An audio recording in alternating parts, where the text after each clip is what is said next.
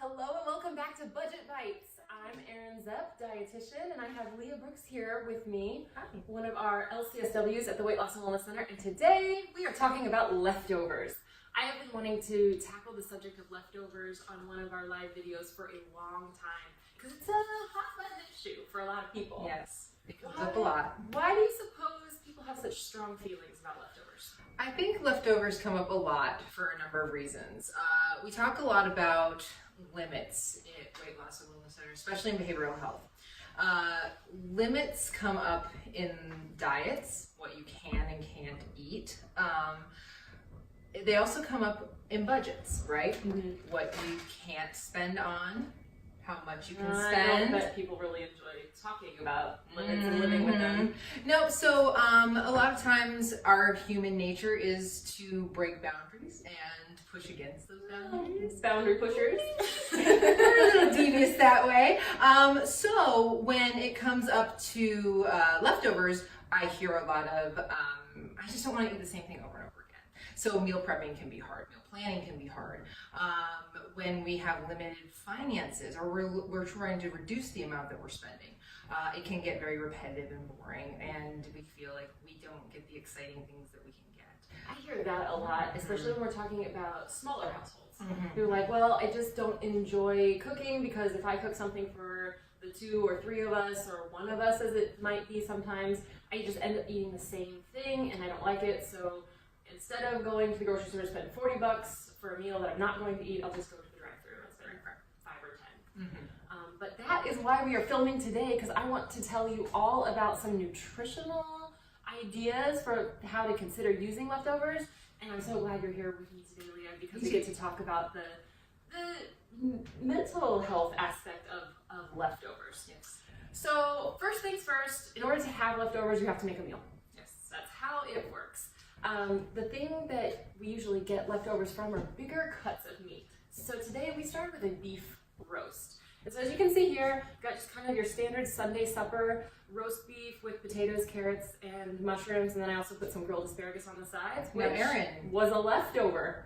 Just put that Erin, on we're on plate. Budget Bites, and you said beef. I did say beef. Oh my gosh. That doesn't strike me as something that's terribly budget. You know, I was really proud of this because no, beef is one of the more expensive type proteins. And in thinking and planning for this episode, I knew I needed a large cut of meat so that we could do the different applications for it. And so I was talking about like 5 pounds. That's a lot of beef. It's a lot of beef. Especially whenever you call your first meat market and they say, oh yeah, it's on sale this week for $4.59 a pound. I'm like, whoa, no, that's not much beef. And then I called, I'll take out a small loan, please. I'm like, thanks, no thanks. Call it the second meat market, and they're like, oh yeah, it's we have it in. It's $5.79 a pound. Yeah, no. I'm like, oh yeah, we're gonna have to think of something new. There goes the house. But then I called the third grocery store, and it actually ended up being $3.99 on sale. I can take that. I can. Yes. Definitely, especially whenever I was thinking we're going to be carrying this through so many different meals. Mm-hmm. Leftovers are something that sometimes happen by accident, but also can happen on purpose with some thoughtful meal planning. So I made my whole cut of beef. It was really easy. You just sear the meat in on the stovetop to get a nice brown crust, season it with salt and pepper on the outside, and then you put it in a low heat oven, 275 degrees. Okay? That sounds delicious.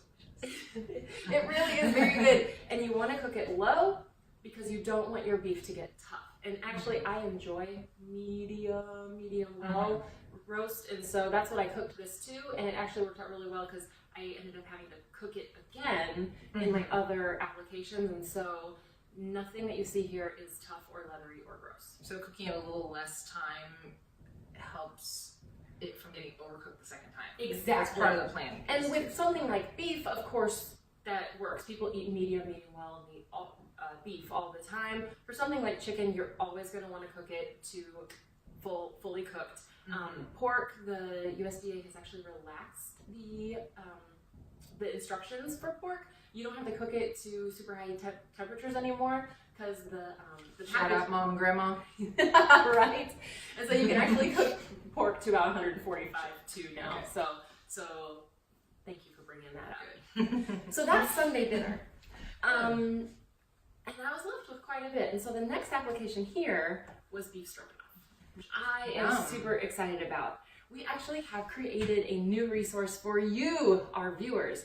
It is a Maximizing Your Leftovers infographic. It is posted on our Memorial Weight Loss and Wellness Center website. The link to that is posted with this video. And so please click on over there so you can kind of start thinking about how to make leftovers.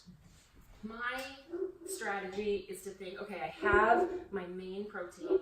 Can I put it over noodles? Can I put it in a tortilla? Can I put it with rice? And if I have anything left over, can I put it with a soup or a stew or a salad, you know, something just kind of there. I'm particularly proud of the beef stroganoff because this is all the beef stroganoff I made. It's a single serving. So instead of having like the one lonely little cut, like the one slice left over at the end of a meal, I know a lot of people really hate to waste food. Right. That comes up a lot, and so that can lead to overconsumption because there's only one piece left. Right. So you just eat it in that moment. And one of the other ladies you work with made a great point. She said, well, it's going to go to waste either way. It's either going to go in the waste can or it's going to go to waste in your body from the overconsumption. So just because there's only good point. Just because there's Your body's only not gonna one use it. slice left doesn't mean you have to eat it right then to prevent the food waste. This beef stroganoff, super simple. I took my already cooked beef.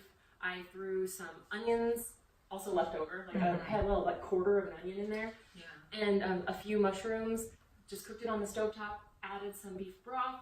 Thinned it out with some sour cream once my mushrooms and onions were cooked, and then I just hit it with a little bit of Worcestershire sauce. Worcestershire sauce. Worcestershire sauce is what my sisters always called it. The Worcester sauce. So yeah, there's one more application of that. That's really great, and that really does help use up some little leftovers in the fridge too. You know that keep them from getting tossed. You know, it's you know always a good idea to have things on hand, and even if you're tossing out a little bit, at least you've got healthy things on hand. But it does help prevent some things from going in. People feel very strongly about food waste. Do you have any thoughts about why? I do, yeah. I mean, I think a lot of it goes back to our backgrounds. You know, I see a lot of patients coming in saying that they were raised to eat up everything at the meal and not to waste food. It is an investment of our resources, our money. So there is encouragement to not have that go into the bin. But that does speak to that comment about it going to waste nutritionally in our bodies as well. So yeah, I think it can be very painful to see our hard-earned dollars go toward food. Well, it seems like people have a stronger feeling about wasting food than they do about other resources, like wasting time or wasting maybe money in the dollar spot at Target. Totally guilty.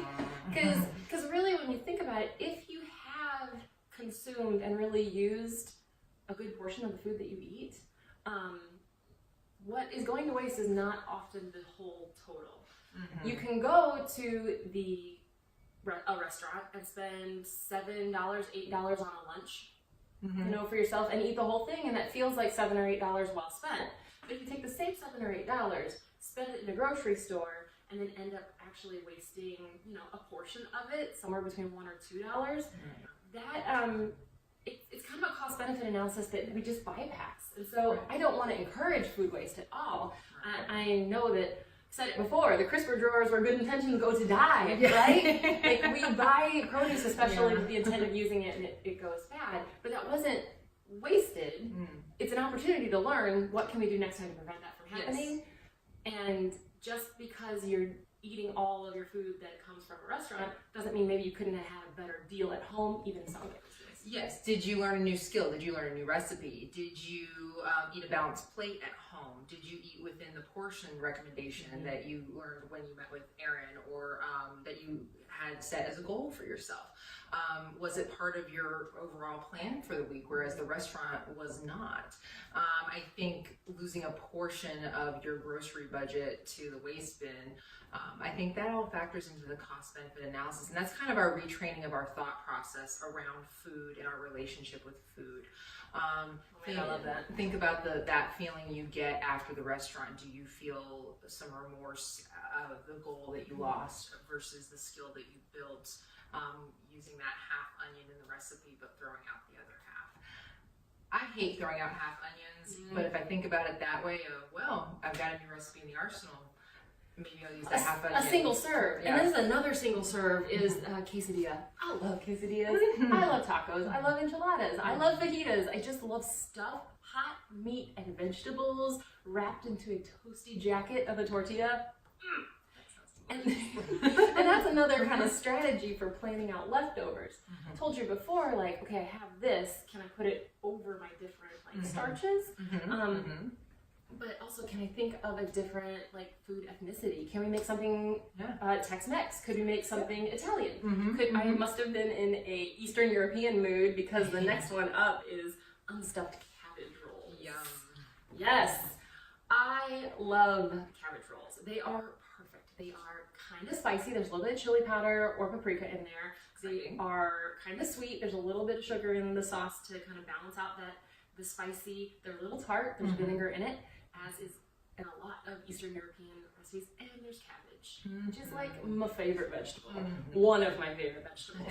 I love this recipe because I tend to eat a lot of cabbage, and so it's always in my crisper drawer. But even if I had to run out to the store to get a cabbage, they're usually fairly cheap. They're like 69 cents a pound. Right. And the sauce is built on tomatoes. You guys saw my cabinets in an earlier cooking video that we did. And so you know that I have a section of my cabinet for tomato products. Because tomatoes are so versatile. I can use it to make Italian, I can use it to make unstuffed cabbage rolls, it goes in other Mexican type dishes. Tomatoes are in everything, they're an easy way to add vegetables, and they're also cheap when they are canned. So this is just kind of all those seasonings with some shredded cabbage ended up heated like just through. And seriously, I didn't spend more than 15 minutes of active time on any of these recipes except for the original one, which was more intensive. But when you think about the overall energy savings I had just by using what was left over and not letting it go to waste, but also not just like eating too much at one time to prevent the waste from happening. Good point. 2 single serving recipes. This one made a big batch, and our last one here is one of my favorite recipes. It came to me through a college roommate and her mom. Hi Ellen, I know you watch all my videos.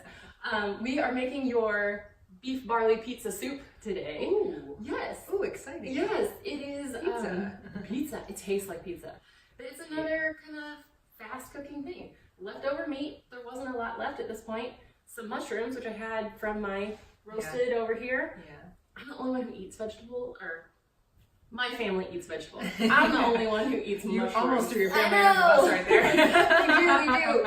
You can't hang out with me for very long without getting some vegetables. But I'm the only one who really likes mushrooms, so I bought a thing of mushrooms to make my roast, and I carried it through the week. That's really great. Yeah, and so just can of stewed tomatoes. Shout out to tomatoes again. The beef, what was left of mushrooms, some carrots, and then I melted up some of the same cheese that was in the quesadilla. That's great. So you didn't even have to buy a separate block of cheese. Nope, that is a total use up what you have on hand type recipe. Good plan. And those will also be posted on our Memorial Weight Loss and Wellness Center web page as soon as this video goes live. So you have all the recipes for these things and also an infographic kind of talking about how to plan leftovers to go through the week. If you like to talk about leftovers, because I know I do, let us know. Let us know in the comments below. How do you use leftovers? What is your family's favorite way to keep food costs down by preventing waste by using those leftovers? If you have any questions, of course you know where to find me. And you can probably find Leah too. Not too far. And we would love to hear about it and answer those questions. Take care and have fun cooking. We'll see you next time. Bye guys. Bye-bye.